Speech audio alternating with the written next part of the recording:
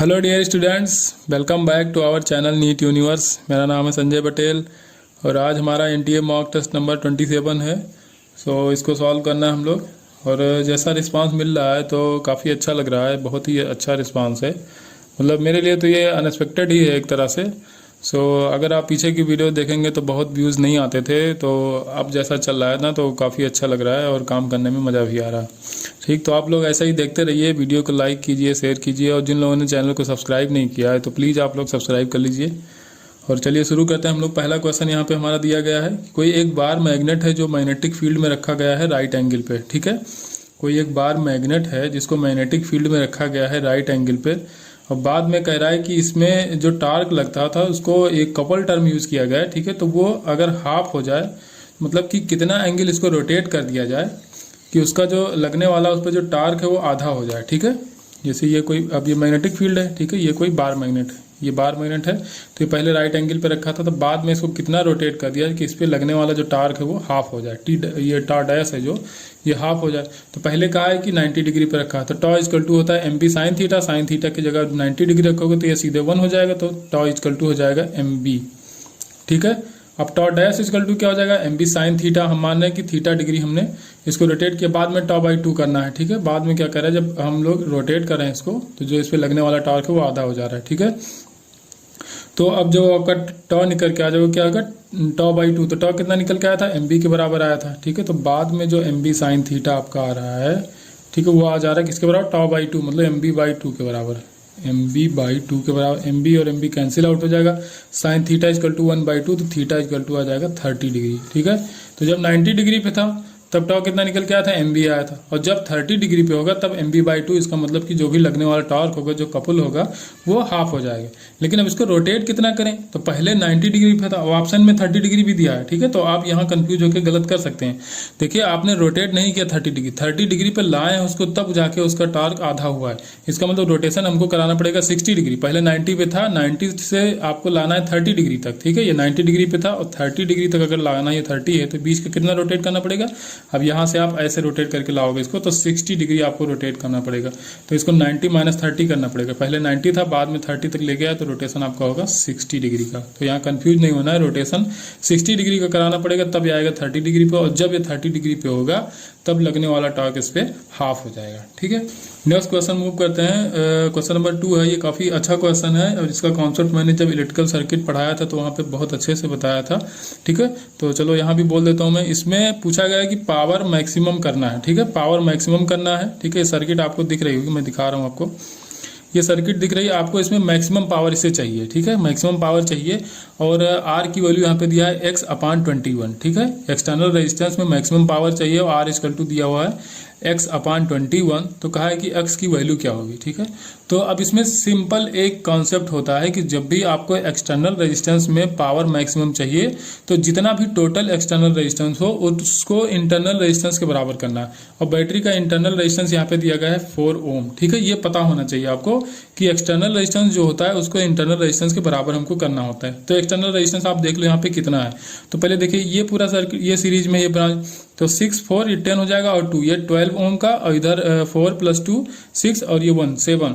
तो 12 और 7 ये आपस में पैरेलल में है, तो इनका जब इक्विवेलेंट रेजिस्टेंस आप निकालोगे तो क्या करते हो, जब पैरेलल में होता है R1 R2 अपान R1 + R2। इसका मतलब 12R × 7R अपान 12 + 7 हो जाएगा 19R। ठीक है, R कैंसिल आ जाओगे, ऊपर क्या बचेगा, 12 × 7 करोगे तो 84 आ जाएगा, नीचे है 19R। ठीक है, अब ये हो गया आपका एक्सटर्नल रेजिस्टेंस। तो मैक्सिमम पावर के लिए क्या करना है, एक्सटर्नल रेजिस्टेंस को इंटरनल रेजिस्टेंस के बराबर करना है। तो एक्सटर्नल रेजिस्टेंस आपका है 84/19R। अब R की वैल्यू आपको दिया था क्या है, x/21 है, तो x/20, ये 12 नहीं 21 है, इक्वल टू किसके बराबर करना है, इंटरनल रेजिस्टेंस के बराबर करना है। इंटरनल रेजिस्टेंस कितना है, 4 ओम आपको दिया गया है। ठीक है, तो जो चीज़ कैंसिल हो इसको कैंसिल करो, तो 21 ऐसे अगर 84 कैंसिल करोगे तो 4 टाइम्स जाएगा, और यहाँ से 4 और 4 कैंसिल आउट हो जाएगा, इधर क्या बचेगा, x/19, इधर बचेगा 1, तो x इक्वल टू 19 इधर आ जाएगा, तो ये हो जाएगा 19।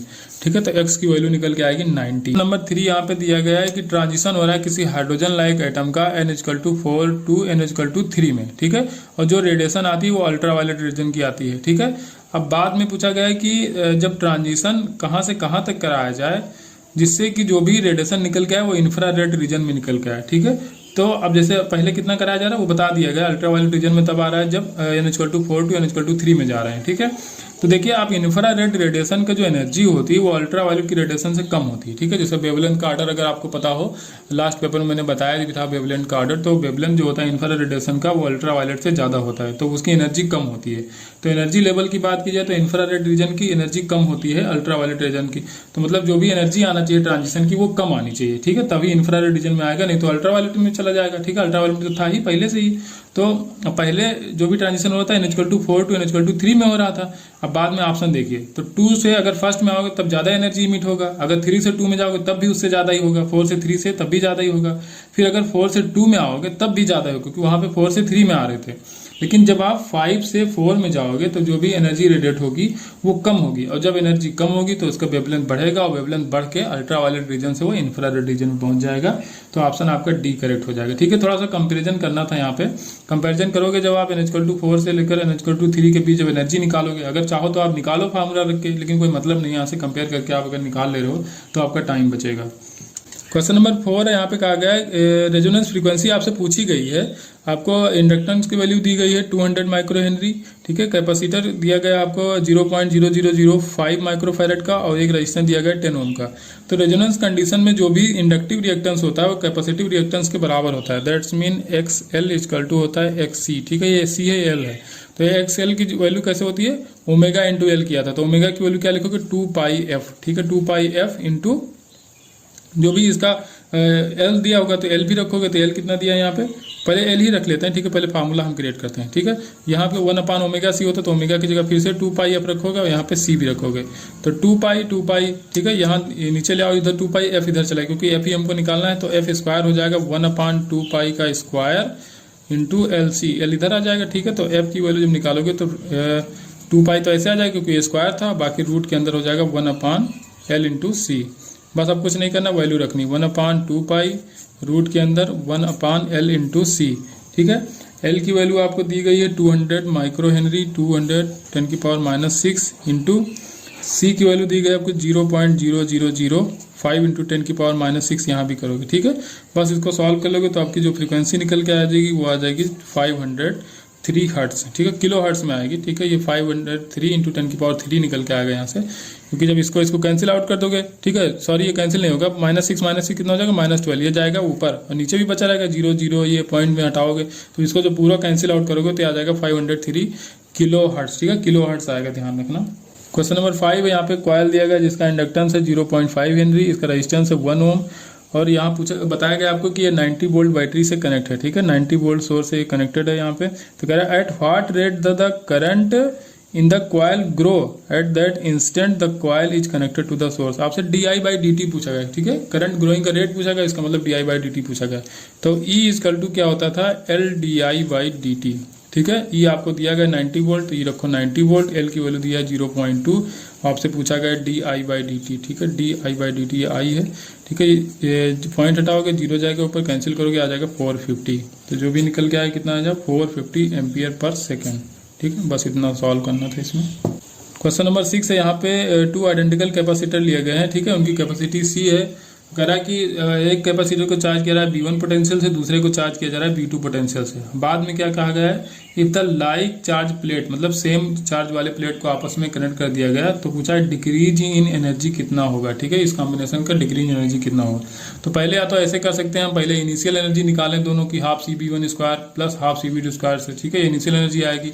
और बाद में क्या करेंगे, कॉमन पोटेंशियल निकाल के फाइनल एनर्जी निकालेंगे, फिर फाइनल माइनस इनिशियल करेंगे तो लॉस आ जाएगा। एक तो वो तरीका है। दूसरा तरीका है डेल्टा U सीधे लिखो ½ C1 C2/C1 plus C2 into B1 minus B2 का होल स्क्वायर, यहाँ से भी कर सकते हो। तो ये सिंपल फार्मूला है, C1 C2 तो सेम है क्योंकि आइडेंटिकल कैपेसिटर का आएगा C1 प्लस C2, तो ये 2C हो जाएगा, यहाँ पे V1 माइनस V2 का होल स्क्वायर, ठीक है। एक C से C कैंसिल आउट हो जाएगा, नीचे हो जाएगा 1/4 C V1 माइनस V2 का होल स्क्वायर, ठीक है, यही हो जाएगा आंसर आपका।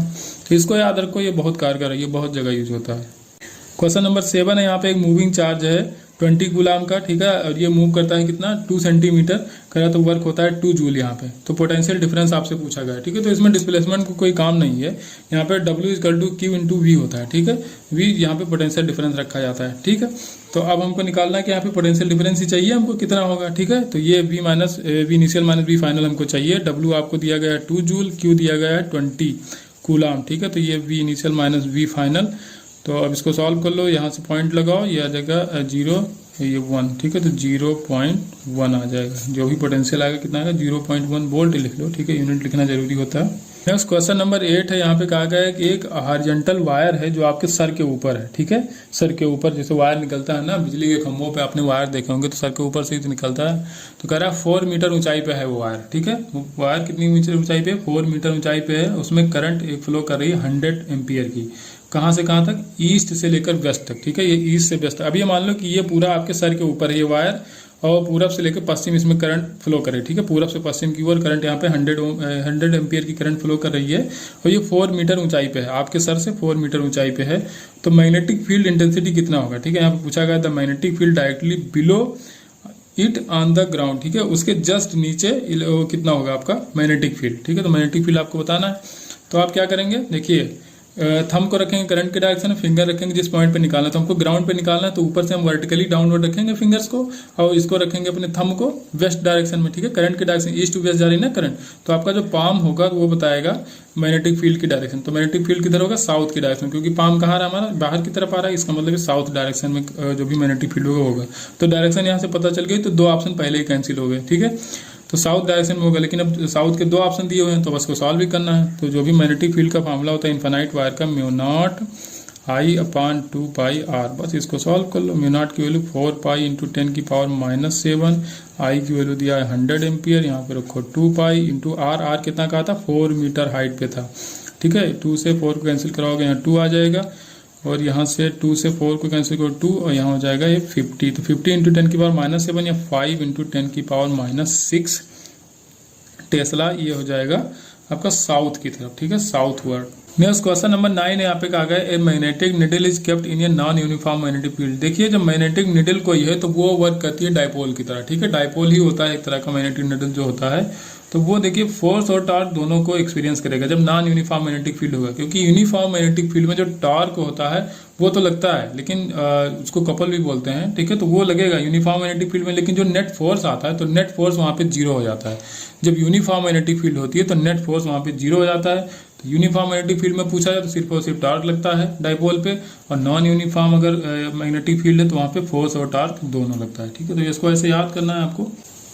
क्वेश्चन नंबर 10 है, यहाँ पे कहा गया है कि 2 आइडेंटिकल कंडक्टिंग रॉड हैं जिसको कनेक्ट किया गया, पहले इंडिपेंडेंटली कनेक्ट किया गया 2 वेसल के बीच में। एक वेसल में वाटर भरा हुआ 100 डिग्री सेल्सियस पे, और दूसरे वेसल में आइस रखा हुआ 0 डिग्री सेल्सियस पे, ठीक है। तो उसमें कह रहा है कि बर्फ के जो पिघलने का रेट है तो पहले वाले में Q1 है। दूसरे कंडीशन में कहा गया इन रॉड को सीरीज में कनेक्ट करके आपस में कनेक्ट किया गया इन वेसल से, ठीक है। तब जो आइस के पिघलने का रेट है वो Q2 है, Q2 ग्राम पर सेकंड में है, ठीक है। तो Q1 अपान Q2 का रेशियो आपको बताना है। ये क्वेश्चन एग्जैक्टली यही क्वेश्चन हमने लास्ट पेपर के पहले वाले पेपर में कराया था, ठीक है। तो जिन लोगों ने देखा होगा उनको तुरंत याद भी आ गया हो कि ये क्वेश्चन हम कर चुके हैं, लेकिन फिर भी हम यहाँ पे बता देते हैं कि जो आपका Q होता है तो क्या होता है MS डेल्टा T होता है, ठीक है। MS डेल्टा थीटा लिखो, ठीक है। यहाँ पे डेल्टा थीटा यूज करें तो ये क्या करेंगे हम dQ अपान dt अगर करोगे तो यहाँ क्या कर दोगे dm अपान dt कर दो, ठीक है, S इंटू डेल्टा T। देखिए S में भी कोई चेंज नहीं, स्पेसिफिक हीट में कोई चेंज नहीं, डेल्टा थीटा देखिए दोनों में वही कंडीशन 100 से 0 100 से 0, तो डेल्टा थीटा भी ये कांस्टेंट है। तो जो भी dm अपान dt मतलब कि जो बर्फ के पिघलने का रेट है, जो मास पिघलने का रेट है वो किसके बराबर है, dQ अपान dt के बराबर। अब dQ बाई dt जो कंडक्टिंग सिस्टम में होता है किसके बराबर होता है, KA delta theta upon L की जगह हम लोग लिख देंगे डेल्टा x, ठीक है। तो अब जो भी dQ अपान dt डायरेक्टली किसके प्रोपोर्शनल है। अब देखिए अगर KA को हम इसके नीचे ले आए तो ये क्या हो जाएगा K इंटू A, तो ये हो जाएगा थर्मल रेजिस्टेंस। तो जो भी आपको बर्फ के पिघलने की रेट है वो थर्मल रेजिस्टेंस के इनवर्सली प्रोपोर्शनल है, ठीक है। तो थर्मल रेजिस्टेंस मान लो इसका R है, इसका भी R है, ठीक है। दोनों रॉड जब सेम है तो दोनों का R मान लो, इसका भी R इसका भी R, तो यहाँ पे दोनों का आर सीरीज में लगा तो 2R हो जाएगा, और ये पैरेलल में गया तो R/2 हो जाएगा। ठीक है, तो बस अब Q1/Q2 जब करोगे तो क्या करोगे, R2/R1, R2 की वैल्यू 2R के बराबर आ जाएगी, और R1 आपका आया था R/2 करो 2 चला जाएगा ऊपर, R से R कैंसिल तो आ जाएगा 4/1 या 4:1। ये सेम क्वेश्चन हम करा चुके हैं। ठीक है, बस बता दिया, ऐसे वहां भी कराया था, यहाँ भी करा दिया है आपको। क्वेश्चन नंबर 11 है थ्योरेटिकल क्वेश्चन। इसमें इनकरेक्ट स्टेटमेंट आपको बताना है। All reversible cycle have same efficiency. ठीक है, ये गलत ऑप्शन है। ऑल जो रिवर्सिबल साइकिल होती है, सभी रिवर्सिबल साइकिल की एफिशिएंसी सेम नहीं होती है। ठीक है, अब बी ऑप्शन यहाँ पे है, reversible cycle has more efficiency than irreversible cycle. बिल्कुल सही है। ठीक है, जो आपका कार्नाट इंजन होता है वो भी रिवर्सिबल साइकिल के कॉन्सेप्ट पे बेस्ड होता है। ठीक है, तो उसकी एफिशिएंसी बहुत अच्छी होती है। तो इसमें कहा गया reversible cycle has more efficiency than irreversible cycle. ठीक है, तो इरिवर्सिबल साइकिल से रिवर्सिबल साइकिल की एफिशिएंसी होती है वो ज्यादा होती है। स्टेटमेंट एकदम सही है। सी ऑप्शन आपका दिया गया, Karnat cycle is a reversible. अभी मैंने बताया कि कार्नाट साइकिल रिवर्सिबल साइकिल होती है। Carnot cycle has the maximum efficiency in all cycle, ये सही है। ठीक है, इसमें कार्नाट का जो होता है कॉन्सेप्ट तो आपने पढ़ा भी होगा, हमने क्वेश्चन भी इसके कराए हैं। ठीक है, कार्नाट का हमारा लेक्चर भी पढ़ा हुआ है। तो यहाँ पे कार्नाट साइकिल है मैक्सिमम इफिशियंसी इन ऑल साइकिल, जितनी भी साइकिल होती है उसमें से कार्नाट की जो साइकिल होती है उसकी इफिशियंसी सबसे ज्यादा होती है। तो ये भी एकदम करेक्ट ऑप्शन है। तो पहला यहाँ पे इनकरेक्ट था, इसमें कह दिया गया था all reversible cycle help same efficiency. तो सभी रिवर्सिबल साइकिल की इफिशियंसी सेम नहीं होती है। ठीक है, ये ऑप्शन गलत हो जाएगा यहाँ पे। 27 degree Celsius to 187 degree Celsius. ठीक है, 227 से 127 तक दिया गया है। केल्विन में चेंज करोगे तो वो हो जाएगा 500 और 400 केल्विन। ठीक है, ये एब्जॉर्ब करता है 6 × 10⁴ जूल के बराबर एनर्जी। ठीक है, एट हायर टेम्परेचर पे। तो पूछा गया है the amount of heat converted into work. ठीक है, तो जो एफिशिएंसी का फार्मूला होता था eta is equal to 1 - T2/T1, तो यहाँ पे जो अगर एलसीएम ले लोगे तो क्या आ जाएगा, T1 - T2/T1 is equal to, efficiency क्या होती है, जितनी हम हीट दे रहे हैं और कितना वर्क हो रहा है, तो वर्क अपान जो टोटल हीट दे रहे हैं वही होती है आपकी एफिशिएंसी। ठीक है, तो कर लोगे अपन क्यू की वैल्यू आपको दिया गया, T1 T2 सबको दिया गया। तो T1 आपको दिया गया 500। ठीक है, 227 डिग्री सेल्सियस दिया गया, केल्विन में चेंज करोगे 500 हो जाएगा, 127 दिया था 400 हो जाएगा, upon 500 is equal to W upon q की वैल्यू आपको निकालना है। क्यू दिया गया है। ठीक है, 6 × 10⁴ W आपको निकालना है। बस इसको इधर ले आओ, बस सॉल्व हो जाएगा। ऊपर कितना बचेगा, 100 बचेगा। 100 को 500 डिवाइड करोगे तो 1/5 बचेगा। 1/5 यहाँ चला जाएगा 6 × 10⁴। ठीक है, ये हो जाएगा W के बराबर। 6 से 5 को कैंसिल आउट करोगे तो 1.2 आएगा। तो 1.2 × 10⁴ जूल के बराबर वर्क होगा। ठीक है, बस इतना याद रखना। क्वेश्चन नंबर 13 यहाँ पे स्पेसिफिक हीट दिया गया। ठीक है, सीपी और सीवी कहा गया है कि स्पेसिफिक हीट डिनोट करें नाइट्रोजन पर यूनिट मास के लिए है ये, at constant pressure and constant volume पे। तो आपसे पूछा गया सीपी माइनस सीवी किसके बराबर का। तो जैसा कि आपने पढ़ रखा होगा, मेयर्स का फॉर्मूला होता है Cp minus Cv equal to R, लेकिन ये मोलर स्पेसिफिक हीट होता है, ना कि स्पेसिफिक हीट होता है। ठीक है, ग्राम स्पेसिफिक हीट नहीं होता है, मोलर स्पेसिफिक हीट होता है। तो ग्राम स्पेसिफिक हीट यहाँ पे दे दिया गया सीपी और सीवी को, तो हम क्या करेंगे, इसके मॉलिक्यूलर मास से इसको मल्टीप्लाई करा देंगे, मोलर स्पेसिफिक हीट बन जाएगा। ठीक है, तो यहाँ पे नाइट्रोजन का मोलर मास होता है 28, तो 28 Cp minus 28 Cv equal to R, तो Cp minus Cv equal to हो जाएगा R/28। ये IPMT का पूछा गया क्वेश्चन है। ठीक है, ये क्वेश्चन पूछा गया है IPMT में, तो ये ऐसे ही आया था, एज इट इज आया था, ये फिर से इसमें रिपीट हुआ। 40 ने कहा गया कि किस टेम्परेचर पे RMS speed of air molecule is double of that of NTP। Normal temperature and pressure पे जो RMS वेलोसिटी थी, तो वो किस टेम्परेचर पे उसकी डबल हो जाएगी। ठीक है, तो अब यहाँ पे क्या करेंगे, VRMS का फॉर्मूला होता है √3RT/m, तो यहाँ पे करेंगे V2/V1 इजकल टू क्या करेंगे, √T2/T1। ठीक है, बाद में क्या करना है, वेलोसिटी को डबल करना है, तो वेलोसिटी को क्या कर लो 2V के बराबर कर लो। ठीक है, 2V1 के बराबर, पहले क्या था V1 था, टेम्परेचर T1 कितना था 273, STP पे क्या होता है, NTP पे 273 डिग्री केल्विन लिया था। ठीक है, 273 केल्विन, और यहाँ पे टेम्परेचर निकालना है किस टेम्परेचर पे ये होगा। ठीक है, 2V1 के बराबर होगी। बस इसको सॉल्व करो, ये V1 से V1 कैंसिल, स्क्वायर करोगे इधर आ जाएगा 4, यहाँ हो जाएगा T, ये हो जाएगा 2। यहाँ से T सॉल्व करो तो T आपका निकल के आ जाएगा 1092। ठीक है, 1092। अब केल्विन में इसको लाना है। ठीक है, तो 273 यहाँ से माइनस कर लो। ठीक है, ये केल्विन में निकल के आया, डिग्री सेल्सियस में लाना है, 273 यहाँ पे माइनस कर लो तो वो निकल के आ जाएगा 819 डिग्री सेल्सियस। ठीक है, तो डिग्री सेल्सियस में आपको ऑप्शन दिया गया था, तो इसमें जो भी केल्विन में निकल के आएगा उसमें से हम माइनस कर लेंगे 273। क्वेश्चन नंबर 15 यहाँ पे कहा गया during adiabatic change specific heat is. मैंने बार बार इसको याद कराया कि एडियाबेटिक कंडीशन में जो स्पेसिफिक हीट होती है वो 0 होती है, आइसोथर्मल में इन्फाइनाइट का केस होता है। ठीक है, आइसोथर्मल में जो भी स्पेसिफिक हीट होती है इन्फाइनाइट होती है, एडियाबेटिक में 0 होती है। देखना चाहो तो देख लो, Q इजकल टू क्या होता है, ms डेल्टा टी के बराबर होता है। ठीक है, डेल्टा क्यू इक्वल टू होता है ms डेल्टा थीटा, या डेल्टा टी लिख सकते हो, कुछ भी लिखो। अब यहाँ पे स्पेसिफिक हीट के बारे में पूछा गया, तो स्पेसिफिक हीट को एक तरफ रखो, बाकी सारी चीजें एक तरफ ले जाओ, तो डेल्टा क्यू अपान एम इंटू डेल्टा टी। ठीक है, अब यहाँ पे क्या करना है, एडियाबेटिक कंडीशन में जो चेंज इन हीट होता है तो वो होता है जीरो, तो जीरो अपान कुछ भी करो तो आ जाएगा जीरो, तो एस की वैल्यू आ जाएगी जीरो। अब इसी तरह अगर आइसोथर्मल में देखना होता तो डेल्टा थीटा को जीरो करते हैं। ठीक है, वहाँ पे टेम्परेचर में कोई चेंज नहीं होता, तो 1 अपान जीरो, तो वो इन्फाइनाइट निकल के आता है। तो ऐसे याद रख सकते हो दोनों को। क्वेश्चन नंबर 16 यहाँ पे दिया गया है, कोई पुलिस की कार है। ठीक है, पुलिस की कार है जो इस वाल की तरफ जा रही है। ठीक है, वाल की तरफ जा रही है और इसका स्पीड दिया गया है 36 किलोमीटर पर आवर या 10 मीटर पर सेकंड। इसको 5/18 से मल्टीप्लाई कराओ तो मीटर पर सेकंड में आ जाता है। तो इसकी फ्रीक्वेंसी कितनी है, 8000 है। ठीक है, 8000 हर्ट्ज के बराबर है। स्पीड ऑफ साउंड दिया गया 320 मीटर पर सेकंड। तो यहाँ ये इस तरफ से जा रही कार और यहाँ पे कोई बड़ी सी वॉल है, उसे टकरा के फिर से वापस सुनाई देती है। इसमें जो बैठा है ड्राइवर कोई है, उसको फिर से सुनाई देती है वही साउंड। तो उसकी कितनी फ्रीक्वेंसी होगी जो उसको सुनाई देगी, ये आपको देखना है। ठीक है, तो अब ये डॉपलर इफेक्ट का फार्मूला है। ठीक है, डॉपलर वाला फार्मूला लगाओ इसमें। तो डॉपलर का जो मेन फार्मूला होता है F'=F0 V + V0 upon V + Vs, ये करना होता है। ठीक है, तो पहले आप देखिए कि यहाँ पे दीवार के पास कौन सी फ्रीक्वेंसी सुनाई देगी, तो F' निकालो, तो F'=F0। F0 पहले ऐसे रखने देते हैं। ठीक है, हम अभी न्यूमेरिकल वैल्यू नहीं रख रहे हैं यहाँ पे। अब ये साउंड की वेलोसिटी, अब देखिए, अब ये ऑब्जर्वर हो गया, ये दीवार मान लो कि पहले ये ऑब्जर्वर है, ये दीवार के कान है। ठीक है, दीवारों के भी कान होते हैं, तो इस दीवार के जो कान को सुनाई देगा वो हमको देखना है। लेकिन अब दीवार का जो ऑब्जर्वर कौन हो गया, दीवार, लेकिन इसकी कोई स्पीड नहीं, ये खड़ा है अपनी जगह पे। ठीक है, तो V0 हो जाएगा जीरो, तो यहाँ पे करोगे जीरो अपान V। अब यहाँ पे माइनस रखें कि प्लस रखें, तो देखिए सोर्स की वजह से जो इस दीवार को फ्रीक्वेंसी सुनाई देगी वो क्या होगी, वो बढ़ी हुई सुनाई देगी। तो इसको ज्यादा सुनाई देने के लिए जो भी न्यूमरेटर होना होगा वो कम करना पड़ेगा। तो कम करने के लिए हम क्या कर देंगे, यहाँ पे माइनस लगा देंगे, तो V - Vs हो जाएगा। ठीक है, अब ये पहुंच गया, ये वाली F' जो होगी ये सुनाई देगी दीवार को, लेकिन अब दीवार को तो सुनना नहीं, अल्टीमेटली सुनना फिर से ड्राइवर को है। तो ये फ्रीक्वेंसी रिफ्लेक्ट होकर फिर से इसको सुनाई देगी। तो अब इसमें क्या करेंगे, तो अब इसको मान लो आप कि ये सोर्स का काम कर रहा है, ये है ऑब्जर्वर। ठीक है, ऑब्जर्वर कौन सा, ड्राइवर। अब सोर्स कौन सा होगा, दीवार। ऐसे ही लगाना है, बाद में भी ऐसे ही लगाना। ठीक है, ये अब क्या हो गया, अब ये काम करेगा सोर्स का, तो फिर से F" लगाओ, F" जो अब इसको सुनाई देगी। तो ये किसके बराबर, F अपरेंट अब कौन सा होगा, अब सोर्स होगा आपका F'। ठीक है, तो F' की वैल्यू ये लिख लो, F0 V अपान V - Vs इंटू।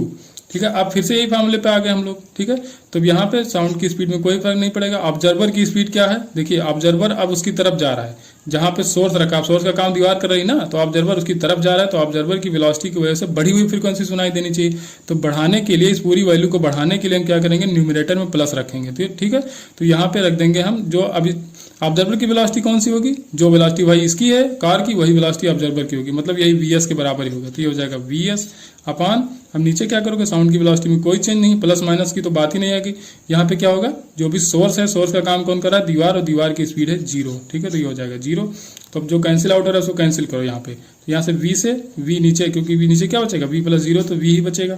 तो अब देखिए F" जो निकल के आया क्या है, F0 है 8000, मतलब 8 × 10³ हर्ट्ज। यहाँ पे V + Vs करोगे, V है 320 प्लस Vs मतलब स्पीड ऑफ साउंड जो है, इसका कार का जो स्पीड है वो कितना है, 10 के बराबर है, अपान V फिर से है तो V - Vs है। ठीक है, तो -10 करोगे, बस इसको सॉल्व कर लो, तो ये आ जाएगा आपका 8 × 10⁻³ ऊपर आ जाएगा 330 और नीचे आ जाएगा 310। तो इसको जब सॉल्व करोगे तो आ जाएगा 8.5 किलो हर्ट्ज। ठीक है, ये 10⁻³ कर दो, ये 8.5 किलो हर्ट्ज कर दो। ऑप्शन आपको किलो हर्ट्ज में दिया गया, तो किलो हर्ट्ज में रख लो। क्वेश्चन नंबर 17 है, कोई बॉडी मूव कर रही स्ट्रेट लाइन में कांस्टेंट एक्सेलरेशन है। ठीक है, ये कवर करती है टू डिस्टेंस को, ए एंड बी को इन सक्सेसिव इक्वल टाइम। ठीक है, इक्वल टाइम इंटरवल में दो डिस्टेंस को ये कवर करती है, ए और बी को। इसका एक्सेलरेशन जो है कांस्टेंट दिया गया था, तो एक्सेलरेशन आपसे पूछ लिया गया कि एक्सेलरेशन इसका कितना होगा, ये आपको बताना है यहाँ पे। तो चलो हम मान लेते हैं कि इसकी इनिशियल वेलोसिटी कितनी थी, u थी। ठीक है, इनिशियल इसकी वेलोसिटी जो थी वो u थी और t टाइम में a डिस्टेंस चला। ठीक है, तो फार्मूला लगाओ इक्वेशन ऑफ मोशन, तो a = हो जाएगा u × t + ½ at²। ठीक है, a यहाँ पे एक्सेलरेशन वाला इंटू t², क्योंकि t टाइम में इतना चल रहा है a से b तक, हम यहाँ से यहाँ मान रहे हैं। ठीक है, तो ये हो जाएगा a डिस्टेंस के बराबर, ये होगा इक्वेशन आपका 1। इक्वेशन दूसरा आप क्या कह रहा है, उसी टाइम इंटरवल में b डिस्टेंस चल रहा है। ठीक है, तो हम मान ले रहे हैं कि यहाँ से यहाँ गया, ठीक है। फिर से वही इनिशियल वेलोसिटी यही वाली मान लेते हैं, यहाँ पे इनिशियल वेलोसिटी हमने माना है तो यही वाली फिर से मान लो कि यहाँ से यहाँ तक गया, तो यहाँ से यहाँ तक जाने में कितना टाइम लगेगा, T plus T, 2t time लगेगा, ठीक है। तो टी प्लस टी, और ये आपका डिस्टेंस कितनी कवर करेगी, a प्लस बी, क्योंकि यहाँ से यहाँ जा रहे हैं तो a प्लस बी हो जाएगा। तो इधर कर लो आप a plus b equal to u t, t की जगह कितना रखोगे 2t के बराबर रखोगे, plus half a t square, t square के फिर से क्या रखोगे टी प्लस टी, 2t हो जाएगा, 2t का स्क्वायर करोगे तो हो जाएगा 4t स्क्वायर। इसको करो इक्वेशन सेकंड, ठीक है। अब इससे क्या होगा ना कि आप u को यहाँ से हटा सकते हो, क्योंकि u आपको पता भी नहीं, तो u पता करने का कोई मतलब भी नहीं है। वैसे जब सॉल्व हो रहा है तो क्या करोगे आप पता करके, तो इक्वेशन जो पहली है उसमें आप क्या करो कि 2 से मल्टीप्लाई करा दो दोनों तरफ, तो यहाँ पे 2a हो जाएगा, यहाँ पे 2ut हो जाएगा, और यहाँ पे 2 से मल्टीप्लाई करा दो यहाँ भी, ठीक है। तो यहाँ 2 × 1/2 हो जाएगा।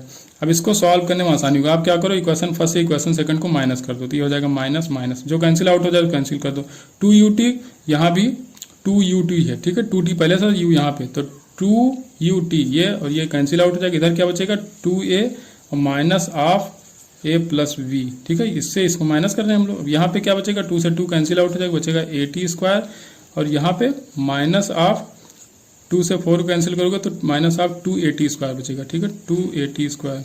इधर क्या हो जाएगा माइनस at स्क्वायर, ठीक है, at square minus 2at square करोगे तो at स्क्वायर आ जाएगा। इधर क्या करोगे आप 2a minus a minus v, तो 2a minus a minus v है, तो 2a में से a घटाओ तो a माइनस v हो जाएगा। इधर क्या हो जाएगा माइनस, यहाँ भी रहेगा माइनस at स्क्वायर। अगर माइनस इधर कॉमन लो तो यहाँ हो जाएगा माइनस, यहाँ हो जाएगा प्लस, ठीक है, माइनस हमने ले लिया कॉमन, तो ये कैंसिल आउट हो जाएगा। तो जो आपका t निकल के आएगा, ठीक है, a निकालना है आपको, एक्सेलरेशन चाहिए, तो एक्सेलरेशन हो जाएगा v माइनस a है ना, तो minus a upon T square, ठीक है। ऐसे सॉल्व करना तो आसानी से लगेगा क्वेश्चन। थोड़ा सा कॉन्सेप्ट बस वही, इसमें इक्वेशन ऑफ मोशन यूज हुआ है, ठीक है, बस और कुछ नहीं है।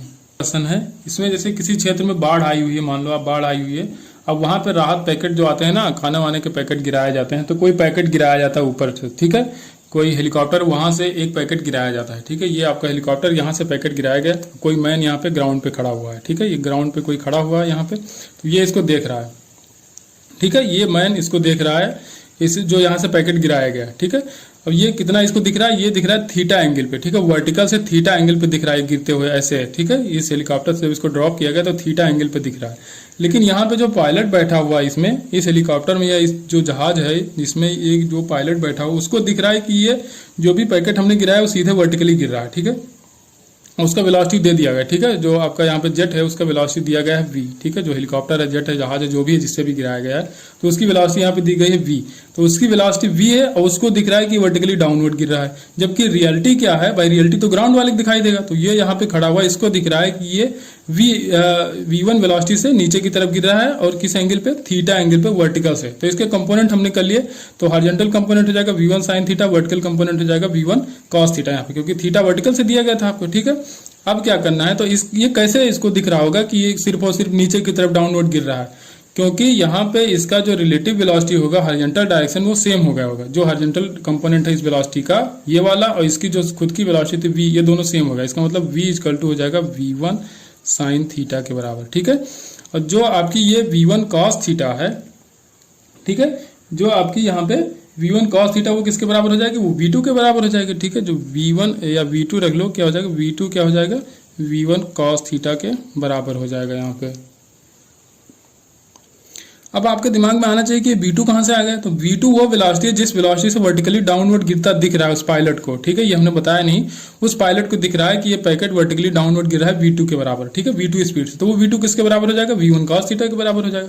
बस अब हम क्या करेंगे, इसको स्क्वायर करके अगर ऐड करेंगे, ठीक है, तो v स्क्वायर प्लस v2 का स्क्वायर करके अगर ऐड करोगे, अलग अलग स्क्वायर करना है, तो यहाँ पे हो जाएगा v1 स्क्वायर, ये भी हो जाएगा v1 स्क्वायर, और ये sine square theta plus cos square theta, तो यहाँ से जब दोनों को ऐड करोगे तो v1 स्क्वायर कॉमन ले लेना, और sine square theta plus cos square theta की वैल्यू हो जाएगी 1, तो यहाँ पे क्या बच जाएगा v1 स्क्वायर कॉस, ठीक है, यहाँ पे सिर्फ और सिर्फ v1 स्क्वायर बचेगा। तो आपको क्या चाहिए, v चाहिए, ठीक है, तो v को एक तरफ रखो, बाकी सारी चीजें एक तरफ ले जाओ, तो v1 का स्क्वायर माइनस v2 का स्क्वायर, ठीक है, ये v स्क्वायर था, लेकिन जब स्क्वायर हटाओगे तो पावर इसका 1/2 रख दोगे या ब्रैकेट लगा दोगे, ठीक है, या रूट लगाओगे या फिर पावर 1/2 लिखो, तो पावर 1/2 दिया हुआ है तो यही कर सकते हो, ऑप्शन सी यहाँ पे करेक्ट हो जाएगा, ठीक है। बहुत अच्छा क्वेश्चन, थोड़ा सा इसमें थिंकिंग है, बस और कुछ नहीं है। क्वेश्चन नंबर 19 है, कहेगा कि the block of mass m is place on the rough horizontal floor. ठीक है, ये एक ब्लॉक है जिसको रफ हॉरिजॉन्टल फ्लोर पे रखा गया है, F फोर्स से यहाँ पे खींचा जा रहा है। ठीक है, तो कह रहा है कि इसमें जो फ्रिक्शनल फोर्स लग रहा है इस ब्लॉक में, ठीक है, अब यहाँ पे फ्रिक्शन है तो फ्रिक्शनल फोर्स लगेगा, तो क्या इफेक्ट पड़ेगा जैसे जैसे इसको हम खींचते जाएंगे आगे, तो क्या इफेक्ट पड़ेगा, डिक्रीज होगा, इंक्रीज होगा, कांस्टेंट रहेगा। तो देखो अब इसका नॉर्मल जैसे फ्रिक्शनल फोर्स जो भी होता है क्या होता है, म्यू आर जी के बराबर होता है, और आर जी क्या होता है, ठीक है, जो आपका यह म्यू आर के बराबर होता है, आर यहाँ पे नॉर्मल रिएक्शन होती है, F equal to mu R के बराबर होता है, आर होता है यहाँ पे नॉर्मल रिएक्शन। नॉर्मल रिएक्शन ऊपर की तरफ लग रहा है। अब यहाँ पे जो भी इस थ्रेड में टेंशन होगी, ठीक है, तो वो अब देखिए कंपोनेंट अगर करेंगे हम, इसका कंपोनेंट करेंगे, इसको मान लो थीटा, तो ये क्या हो जाएगा साइन थीटा के बराबर, टी साइन थीटा मान लो, ठीक है, ये हो जाएगा टी साइन थीटा। या एफ लगा रहे हो कोई, अगर ये इसका मास नहीं दिया गया है तो यहाँ भी एफ के बराबर ही टेंशन होगा, लेकिन हम टी मान ले रहे हैं, कोई दिक्कत नहीं, बस इसको समझाने के लिए कर रहे हैं आपको। ठीक है, तो ये नॉर्मल रिएक्शन हो गया, और ऊपर की तरफ एक फोर्स और लग रहा है, वो लग रहा है टी साइन थीटा, इधर लगेगा टी कॉस थीटा, नीचे क्या लगेगा आपका एम जी। तो आपका नॉर्मल रिएक्शन चाहिए हमको, तो normal reaction plus T sine theta equal to हो जाएगा एम जी। तो सिर्फ और सिर्फ आर निकालना होगा, तो टी साइन थीटा को एम जी से माइनस करना पड़ेगा, तो हो जाएगा m g minus T sine theta. शायद आप समझ गए होंगे अब क्या करना है। ठीक है, देखिए क्या किया मैंने, R plus T sine theta के बराबर टोटल ऊपर फोर्स लग रहा है, लेकिन सिर्फ आपको कंसीडर करना है नॉर्मल रिएक्शन, तो नॉर्मल रिएक्शन इक्वल टू हो जाएगा m g minus sine theta हो जाएगा। ठीक है, ये हमने कर लिया। अब देखो आपका जो फ्रिक्शनल फोर्स है वो नॉर्मल रिएक्शन पर डिपेंड करे। अब नॉर्मल रिएक्शन देखो चेंज हो रहा है, तो क्या हो रहा है, अब देखो जैसे जैसे पार्टिकल आगे आएगा, ठीक है, पार्टिकल आगे आता जाएगा तो ये एंगल बढ़ता जाएगा। जब एंगल बढ़ेगा, ठीक है, तो साइन थीटा की वैल्यू भी बढ़ेगी, और साइन थीटा की जब वैल्यू बढ़ेगी तो माइनस वाला पार्ट बढ़ेगा, तो ये आर की वैल्यू घटेगी। ठीक है, अब आर की वैल्यू घटेगी तो फ्रिक्शनल फोर्स भी घटेगा, क्योंकि फ्रिक्शनल फोर्स डायरेक्टली प्रोपोर्शनल है आर के। तो इससे आप समझ सकते हो बड़ी आसानी से। क्वेश्चन नंबर 20 दिया गया है, कोई इक्विलेटरल ट्रायंगल है, ठीक है, थोड़ा इक्विलेटरल बन नहीं पाया, इसको आप लोग समझ लिए इक्विलेटरल ट्रायंगल है। तो यहाँ पे कहा गया है कि इस सिस्टम का जो इलेक्ट्रोस्टैटिक पोटेंशियल एनर्जी है वो 0 है। ठीक है, तो यहाँ पे आपको बताना है कि कैपिटल क्यू की वैल्यू क्या होगी स्मॉल क्यू के फॉर्म में। ठीक है, तो अब यहाँ पे कुछ नहीं, कॉम्बिनेशन बनाओ, टोटल जो भी पोटेंशियल एनर्जी हो उसको 0 कर दो, तो एक कॉम्बिनेशन इसका इसका बनेगा, एक इसका इसका बनेगा। ठीक है, और इसका आपस में भी बनेगा। ठीक है, इसका इसके साथ, इसका इसके साथ, और इसका इसके साथ भी। तो सीधे लिखो आप यू इक्वल टू के, पहले हम इसका इसके साथ कर रहे हैं, तो क्यू और क्यू अपान आर। ठीक है, आर कितना है यहाँ पे, इक्विलेटरल ट्रायंगल है, कुछ भी मान लो, यहाँ पे मान लो इनका डिस्टेंस आर है। ठीक है, आर आर मान लो, तो यहाँ पे आर ही कर देते हैं, प्लस अब इसके इसके बीच तो क्या हो जाएगा, इसके इसके बीच और इसके बीच सेम ही होगा, तो 2 टाइम्स सीधे कर दो, 2 q capital Q upon R. ठीक है, अभी किसके बराबर है, टोटल जो पोटेंशियल एनर्जी आ रही है 0 के बराबर, तो 0 कर दो। तो यहाँ पे कॉमन जो कॉमन हो रहा है उसको कॉमन लो, तो देखिए एक क्यू अपान आर हो जाएगा कॉमन, के क्यू अपान आर हो जाएगा कॉमन, तो यहाँ पे क्या बचेगा, क्यू बचेगा, और प्लस यहाँ पे क्या बचेगा, 2 बचेगा, और ये कैपिटल क्यू बचेगा, तो 2 कैपिटल क्यू इक्वल टू हो जाएगा 0। तो ये टोटल टर्म जब इधर लाओगे तो ये भी हो जाएगा 0। तो यहाँ पे क्या बचेगा, फिर ऊपर लिख देता हूँ q plus 2q equal to 0। तो यहाँ पे कैपिटल q की वैल्यू चाहिए, तो ये q ले जाओगे तो माइनस q हो जाएगा, 2q equal to minus q, तो q equal to minus q/t2 है। क्वेश्चन नंबर 21 दिया गया है, काफी आसान क्वेश्चन है। इसमें फोर्स का वेक्टर दिया गया है, ठीक है, और वेलोसिटी दी गई, आपसे पावर पूछा गया। तो पावर इक्वल टू होता है फोर्स इंटू वेलोसिटी। ठीक है, तो एफ डॉट वी करना है, तो सीधे यहाँ पे एफ डॉट वी निकाल लो, हो जाएगा। तो हम लिख भी नहीं रहे यहाँ पे, यहीं से सीधे देखेंगे। ठीक है, अगर आई का जे के साथ करोगे तो 0 होता है डॉट प्रोडक्ट, आई का के साथ भी 0 होता है। ठीक है, तो ये आई वाला टर्म हो जाएगा 0। अब के का जे के साथ ये भी 0 होता है। ठीक है, डॉट प्रोडक्ट के का जे के साथ 0 होता है, के का के साथ 1 होता है, तो के और के का तो 1 हो जाएगा, और 6 इंटू 4 करो तो आ जाएगा 24, तो सीधा आ जाएगा 24 वाट के बराबर। ठीक है, पावर आ गया आपका 24 वाट। नेक्स्ट क्वेश्चन नंबर 22 है, यहाँ पे M1 मास दिया गया है, M2 दिया गया है 4 kg, M1 है 6 kg के बराबर, यहाँ पे सिर्फ K लिख गया। ठीक है, बहुत सारी चीज़ें छूट जाती हैं। 6 kg है यहाँ पे। अब V1 दिया गया है यहाँ पे 5i minus 2j plus 10k, और V2 दिया गया है 10i minus 2j plus 5k। यहाँ पे VCM पूछा गया, वेलोसिटी ऑफ सेंटर ऑफ मास पूछा गया, क्या होगा, तो M1 V1 plus M2 V2 अपान M1 प्लस V2, यही करना, आंसर आ जाएगा। ठीक है, तो अब यहीं से मल्टीप्लाई करा के हम लिखेंगे डायरेक्ट। ठीक है, यहाँ पे देखना M1 V1 पहले करना है, तो M1 हो गया ये, V1 हो गया, तो ये इसको जो मल्टीप्लाई का क्या हो जाएगा, 6 इंटू 5 हो जाएगा 30i।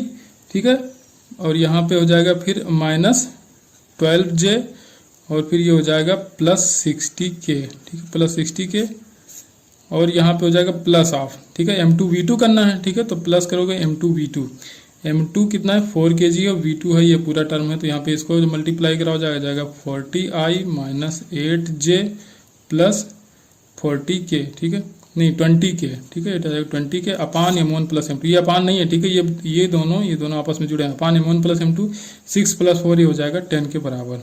तो 40 और 30 आ जाएगा 70i, ठीक है। और ये माइनस ऑफ -12 -8 हो जाएगा -20j, और ये 10 + 20 हो जाएगा +30k/10। 10 से डिवाइड करोगे तो जितने जीरो हैं काट दो, एक एक जीरो सब में से 0 0 0 0 कट जाएगा, तो क्या बचेगा 7i - 2j + 3k के बराबर आ जाएगा। यहाँ पे 60 था, ठीक है, यहाँ पे 60 था, 60 × 20 हो जाएगा 80, 80 ये कट करोगे तो ये हो जाएगा 8k, ठीक है। तो इतना थोड़ा सा माइनर मिस्टेक हुआ है, 60 को हम 10 कंसीडर कर लिए थे, ये था 60, ठीक है।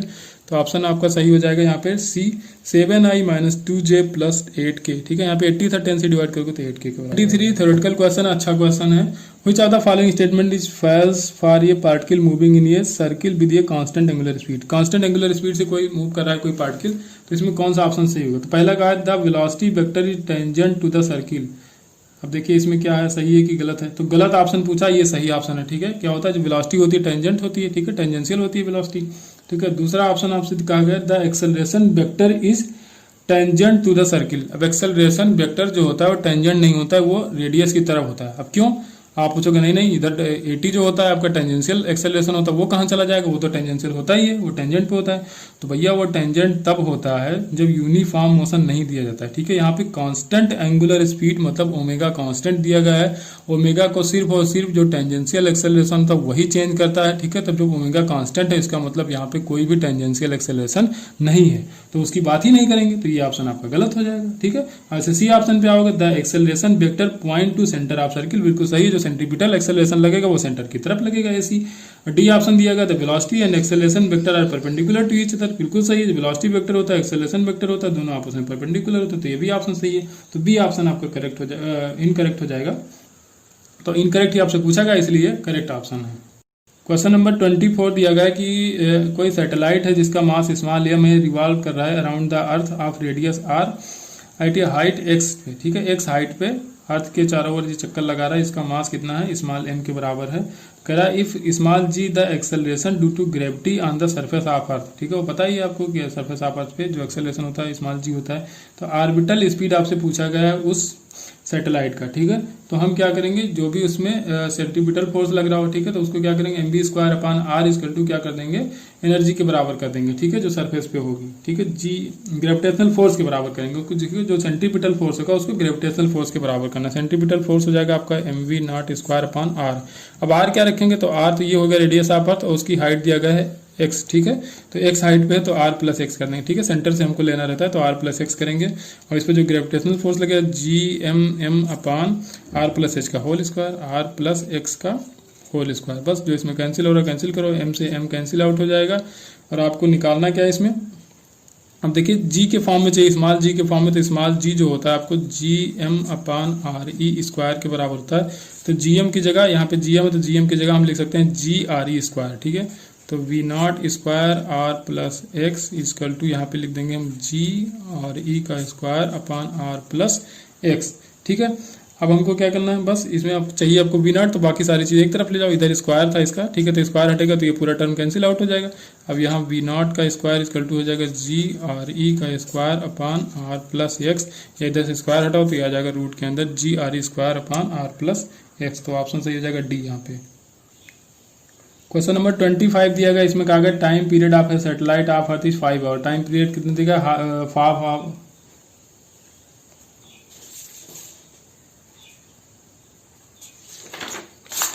क्वेश्चन नंबर 25 यहाँ पे टाइम पीरियड ऑफ सैटेलाइट दिया गया, किसी अर्थ का सैटेलाइट है, 5 आवर्स दिया गया है। कह रहा है if the separation between the earth and satellite is increase 4 times, अगर सेपरेशन को बढ़ा दिया जाए 4 गुना, तो टाइम पीरियड पे क्या फर्क पड़ेगा, ठीक है। प्रीवियस टाइम के कितने के बराबर हो जाएगा, यही पूछा गया, ठीक है। न्यू टाइम पीरियड कितना हो जाएगा वो आपको बताना है। तो t², ये केपलर का थर्ड लॉ होता है, t² डायरेक्टली प्रोपोर्शनल होता है r³ के बराबर। तो t2 हमको निकालना है, तो t2/t1 = हो जाएगा r2/r1 की पावर 3/2। इधर स्क्वायर इधर ले आएंगे तो क्या बाई 2 हो जाएगा, 3/2। तो t2 = t1 दिया आपको 5 आवर, r2 क्या होगा 4 टाइम्स बढ़ाना है, ठीक है। तो पहले r था तो बाद में हो जाएगा 4r, पहले कितना था r के बराबर, तो ये पावर हो जाएगा 3/2, r से r कैंसिल, यहाँ पे 5, 4 को हम लिख सकते हैं 2 की पावर 2, और इसकी पावर पहले से है 3/2, 2 से 2 कैंसिल हो जाएगा, 2 का क्यूब करोगे तो 8 आएगा, 8 × 5 करोगे आ जाएगा 40 आवर्स, ठीक है। बस इसका तो ये इस फार्मूले पे, केपलर्स लॉ वाले फार्मूले पे लगभग हर पेपर में क्वेश्चन आया। क्वेश्चन नंबर 26 है, इसमें एक्सेलरेशन दिया गया a = -bx, ठीक है। ये एसएचएम का क्वेश्चन है। Where x is displacement from the equilibrium position और बी क्या है, बी यहाँ पे कोई पॉजिटिव कांस्टेंट, तो टाइम पीरियड पूछा गया, ठीक है। तो एक्सेलरेशन जो होता है आपका एसएचएम में, तो ए इक्वल टू होता है minus of omega square x, ठीक है। तो बस ए की जगह ये लिख देंगे हम, तो ठीक है। तो ये minus v x equal to क्या हो जाएगा, omega square x minus b, यहाँ पे एक्स से एक्स भी कैंसिल हो जाएगा, तो ओमेगा इक्वल टू हो जाएगा वी। तो 2 पाई एफ, ओमेगा क्या होता है 2 पाई एफ, यहाँ पे आपसे क्या पूछा गया, पहले टाइम पीरियड ही पूछा गया, तो 2 पाई बाई टी होता है, स्क्वायर था ओमेगा तो यहाँ हो जाएगा रूट बी, ठीक है। यहाँ स्क्वायर हटाओगे तो रूट बी हो जाएगा। आपको चाहिए time period, T equal to है, टी को उधर ले आओ, बाकी आ जाएगा 2 pi by root of v, ठीक है। ये जो आपका रूट बी होगा 2 पाई के नीचे चला आएगा। नंबर 27 एसएचएम का क्वेश्चन है, बहुत अच्छा क्वेश्चन है। कह रहा है एक वुडन ब्लॉक है जो परफॉर्म करा एसएचएम मोशन फ्रिक्शनलेस सरफेस पे, फ्रीक्वेंसी म्यू नॉट से, ठीक है। फ्रीक्वेंसी आपको दी गई है इसमें। कह रहा अगर ब्लॉक पे कोई चार्ज है प्लस क्यू और इसमें यहाँ पे एक यूनिफॉर्म इलेक्ट्रिक फील्ड अप्लाई की जाए, ठीक है, स्विच ऑन कर दिया जाए इलेक्ट्रिक फील्ड को, तो एसएचएम पे क्या इफेक्ट पड़ेगा, ठीक है, उसकी फ्रीक्वेंसी पे क्या फर्क पड़ेगा। देखिए फ्रीक्वेंसी पे उसकी कोई फर्क नहीं पड़ेगा, क्योंकि फ्रीक्वेंसी उसकी जो एक्सटर्नल फोर्स होता है उस पर डिपेंड नहीं करती, ठीक है। जो भी एक्सटर्नल फोर्स लगाया जाता है उस पर डिपेंड नहीं करती है, ठीक है। कंजर्वेटिव फोर्स जो भी होता है एक्सटर्नल फोर्स, तो उस पर जो भी एसएचएम की फ्रीक्वेंसी होती है वो डिपेंड नहीं करती है, ठीक। तो अब देखिए, तो इसका जो भी फ्रीक्वेंसी आएगा, फ्रीक्वेंसी तो वही निकल के आ जाएगा। अब इसका चेंज क्या होगा, इसमें कुछ तो चेंज होगा भाई, इलेक्ट्रिक फील्ड हम अप्लाई करें तो कुछ तो चेंज होगा। तो चेंज यही होगा कि इसका मीन पोजीशन पहले ये था, ये अपने नेचुरल लेंथ से ऑसिलेट कर रही थी, ठीक है, इधर उधर आ रही थी, यहाँ से जा रही थी, इधर से आ रही थी, फिर ऐसे ऐसे ऑसिलेट कर रही थी। लेकिन जब ये इलेक्ट्रिक फोर्स इधर लगेगा तो थोड़ा सा शिफ्टिंग हो जाएगी, इसमें यहाँ आ जाएगी, फिर इस पॉइंट के अबाउट ये मूव करेगी, ठीक है। तो यहाँ पे एसएचएम होने लगा। तो इसका मतलब ये है कि इसका मीन पोजीशन शिफ्ट हो रहा है, ठीक है। और शिफ्टिंग अगर पूछा जाए कितना होगा, तो एफ इक्वल टू क्या होता है के एक्स, स्प्रिंग में क्या होता है एफ इक्वल टू के एक्स होता है, जो हुक्स लॉ होता है। तो एफ कितना लगेगा, क्यू इंटू ई लगेगा, और क्या होगा के एक्स के बराबर होगा। तो शिफ्टिंग आपसे पूछे कितनी होगी, तो क्यू ई अपान के बराबर शिफ्टिंग हो जाएगा, ठीक है। अगर ये लेंथ पूछे तो कितना शिफ्ट हुआ पूछा नहीं गया, लेकिन ये शिफ्टिंग अगर पूछ भी लिया तो कितना हो जाएगा, क्यू ई अपान के बराबर हो जाएगा, ठीक है। तो सिर्फ और सिर्फ इसमें मीन पोजीशन बदलेगा, बाकी इसकी फ्रीक्वेंसी पे कोई फर्क नहीं पड़ेगा, क्योंकि इसकी फ्रीक्वेंसी जो होती है वो एक्सटर्नल फोर्स पे डिपेंड नहीं करती है। नेक्स्ट क्वेश्चन नंबर 28 है, यहाँ पे वेलोसिटी हेड पूछा गया। ये क्वेश्चन भी करा चुके हैं लास्ट पेपर में। अब ये लास्ट पेपर कहने का मतलब कि अब किसी पेपर में हो सकता है, इतने पेपर लगभग 13 पेपर हमने सॉल्व किए अब तक, तो किसी भी पेपर में हो सकता है। तो वो कराया मैंने, मतलब याद है, जिन लोगों ने देखा होगा उनको भी याद होगा। इसमें केरोसिन आयत की वेलोसिटी दी गई हॉरिजॉन्टल पाइप में 5 मीटर पर सेकंड, और कहा गया जी की वैल्यू 10 है, तो वेलोसिटी हेड बताना है, ठीक है। तो ये बर्नौली थ्योरम का फार्मूला होता है। तो इसमें टोटल अगर हम रो जी से डिवाइड कर दें, यहाँ पे हो जाएगा रो जी से डिवाइड करेंगे, यहाँ भी रो जी से डिवाइड करेंगे, यहाँ भी रो जी से डिवाइड करेंगे, तो ये हो जाएगा आपका प्रेशर हेड, ये हो जाएगा, इसको बोलते हैं वेलोसिटी हेड, और इसको बोलते हैं एलिवेशन हेड, ठीक है। तो अब हमको चाहिए आप वेलोसिटी हेड, ठीक है। वेलोसिटी हेड में अब रो जी तो कैंसिल आउट हो जाए, तो रो कैंसिल आउट हो जाएगा, तो यहाँ पे क्या बचेगा वी स्क्वायर अपान 2g। तो वी स्क्वायर वी की जगह दिया 5 का स्क्वायर करो 25 हो जाएगा, और 2g जी की वैल्यू 10 है, तो 2 इंटू 2 10, ये हो जाएगा 20, तो 25 अपान 20 आ जाएगा 125 मीटर, ठीक है, 1.25 मीटर आ जाएगा। ये होता है वेलोसिटी हेड, ये होता है प्रेशर हेड, ये होता है एलिवेशन हेड। क्वेश्चन नंबर 30 दिया गया, terminal velocity v of the spherical ball of lead of R falling through a viscous liquid varies with the R such that, ठीक है। आर पे कैसे डिपेंड करेगा ये आपको बताना है यहाँ पे। तो जो टर्मिनल वेलोसिटी का फार्मूला होता है v इक्वल टू होता है 2r square rho minus rho not into G upon eta 9, ठीक है। तो देखिए v किस पे डिपेंड कर रहा है, आर स्क्वायर पे, और किस पे डिपेंड कर रहा है यहाँ पे, बस सिर्फ और सिर्फ आर स्क्वायर पे, क्योंकि 9 तो कांस्टेंट होगा, न्यूमेरिकल वैल्यू 2 भी कांस्टेंट, ईटा भी कांस्टेंट, और ये आपका जो सबस्टेंस होता है उसकी जो डेंसिटी होगा, जिस मीडियम में गिरा है उसकी डेंसिटी वो भी कांस्टेंट ही रहेगी, जी भी कांस्टेंट। तो वी जो होगा वो डायरेक्टली प्रोपोर्शनल टू आर हो जाएगा, आर स्क्वायर के बराबर, या अगर वी अपान आर स्क्वायर कर दो तो ये हो जाएगा कांस्टेंट। टोटल वैल्यू इधर जो भी बचेगी इतना, ये सब ये पूरी कांस्टेंट वैल्यू बचेगी सिर्फ और सिर्फ आर को छोड़ के। तो v upon R square equal to constant आप बोल सकते हो। ऑप्शन डी करेक्ट हो जाएगा यहाँ पे। 30 यहाँ पे 2 पार्टिकल्स हैं जिनका मास m1 m2 दिया गया है। ये स्टार्ट करते हैं, मोशन में आते हैं, ठीक है, टुवर्ड्स ईच अदर, और इसमें फोर्स लगता है म्यूचुअल फोर्स, ठीक है, म्यूचुअल फोर्स ऑफ अट्रैक्शन लगता है यहाँ पे। तो पूछा गया आपसे कि स्पीड ऑफ सेंटर ऑफ मास बताओ। पहले ये दोनों रेस्ट में थे तो उनका जो भी स्पीड था सेंटर ऑफ मास का वो 0 रहा होगा, और बाद में जब ये म्यूचुअल फोर्स के थ्रू अट्रैक्ट हो रहे हैं तो इनके सेंटर ऑफ मास की वेलोसिटी 0 होगी, ठीक है, क्योंकि कोई एक्सटर्नल फोर्स यहाँ पे नहीं लग रहा है, और जब कोई एक्सटर्नल फोर्स नहीं लगेगा तो जो सेंटर ऑफ मास की वेलोसिटी होगी वो रहेगी 0, ठीक है। तो यहाँ पे 0 ऑप्शन करेक्ट हो जाएगा, क्योंकि यहाँ पे कोई भी एक्सटर्नल फोर्स नहीं लग रहा है, यहाँ पे सिर्फ और सिर्फ म्यूचुअल अट्रैक्टिव फोर्स लग रहा है। दिया गया एंगुलर मोमेंटम इज कंजर्व। भैया एंगुलर मोमेंटम तभी कंजर्व रहेगा जब यहाँ पे एक्सटर्नल टॉर्क 0 होगा। लीनियर मोमेंटम कब कंजर्व रहता है, जब वहाँ पे फोर्स कंजर्व रहता है, ठीक है। जो फोर्स होता है वो एब्सेंट रहेगा, ठीक है, कोई एक्सटर्नल फोर्स नहीं लगेगा, तो लीनियर मोमेंटम कंजर्व रहेगा। एंगुलर मोमेंटम कंजर्व तब होगा जब यहाँ पे एक्सटर्नल टॉर्क एब्सेंट रहेगा, तब option B correct, D correct है, ठीक है। अब क्वेश्चन नंबर है 32। How many different wavelength may be observe in spectrum from hydrogen sample if the atom are excited to third excited state, ठीक है। Third excited state में n की value जो होती है वो 4 लिया जाता है, तो उससे आप ये फार्मूला लगा के भी निकाल सकते हो, capital N equal to n n minus 1/2। तो एन की वैल्यू यहाँ पे है थर्ड एक्साइटेड, इसके लिए 4 रखते हैं। 4 - 1 हो जाएगा 3/2, 2 से 4 कैंसिल करोगे 2 इंटू 3 आ जाएगा 6, तो टोटल कितना होगा 6 आएगा। यहाँ पे जो भी वेरिएबल आएगा वेवलेंथ तो कितना आएगा 6 आएगा, ठीक है। यहाँ से निकाल सकते हो, थोड़ा सा समझना अगर समझ सकते हो। यहाँ पे एन से कहाँ जा रहा है, एन इक्वल टू 4 तक जा रहा है, ठीक है, थर्ड एक्साइटेड स्टेट तक जा रहा है। तो अब देखिए यहाँ से कहाँ तक जा सकता है, पहले से यहाँ लास्ट में जा सकता है, पहले से तीसरे में भी जा सकता है, पहले से दूसरे में भी जा सकता है, ठीक है। अब दूसरे से बात की जाए तो यहाँ से यहाँ जा सकता है और यहाँ से यहाँ तक भी जा सकता है। अगर इससे बात की जाए तो यहाँ से यहाँ तक जाएगा, तीसरे से चौथे में जाना है, तो टोटल कितना हो जाएगा 1 2 3 4 5 6।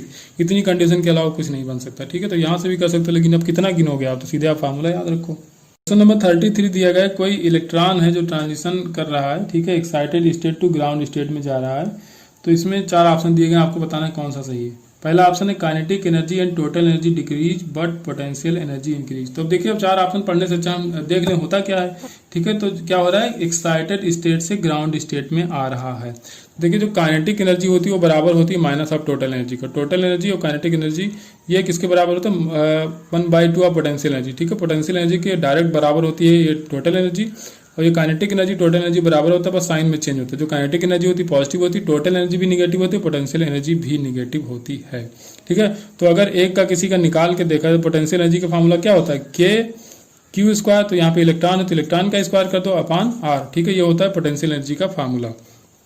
अब देखो, जब एक्साइटेड स्टेट से माना ए एन कोई ऑर्बिटल बाहर रहा होगा, एन से अंदर आया, इसका मतलब आर कम हो रहा है, तो आर कम होगा तो ये वैल्यू पूरी बढ़नी चाहिए, ठीक है। तो अब देखो पोटेंशियल एनर्जी में क्या होगा, जब आर कम होगा तो ये बढ़ेगा, लेकिन ये बढ़ेगा लेकिन फिर भी निगेटिव में बढ़ेगा, और निगेटिव में बढ़ने का मतलब ये घट रहा है, ठीक है। -10 था -20 होगा तो क्या होगा, इसका मतलब ये कम हो रहा है। टोटल एनर्जी में वही फर्क पड़ेगा, ठीक है, ये भी कम होगा। और काइनेटिक एनर्जी में इंक्रीमेंट होगा, क्योंकि इन दोनों में डिक्रीमेंट होता है, क्योंकि ये निगेटिव है और ये पॉजिटिव है। तो पॉजिटिव की वैल्यू जब बढ़ेगी 10 से 20 तो उसको बढ़ा हुआ माना जाएगा, तो काइनेटिक एनर्जी बढ़ेगी, बाकी टोटल एनर्जी और पोटेंशियल एनर्जी कम होगी।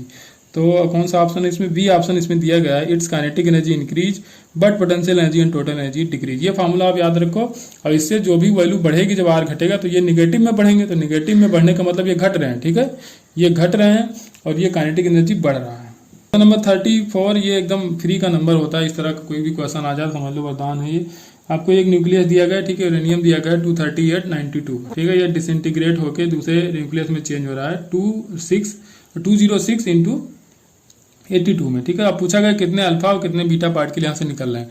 तो टोटल चेंज देखिए, जो एटॉमिक मास में चेंज होता है, एक अल्फा निकलने से 4 की कमी आती है एटॉमिक मास में, 2 की कमी आती है एटॉमिक नंबर से।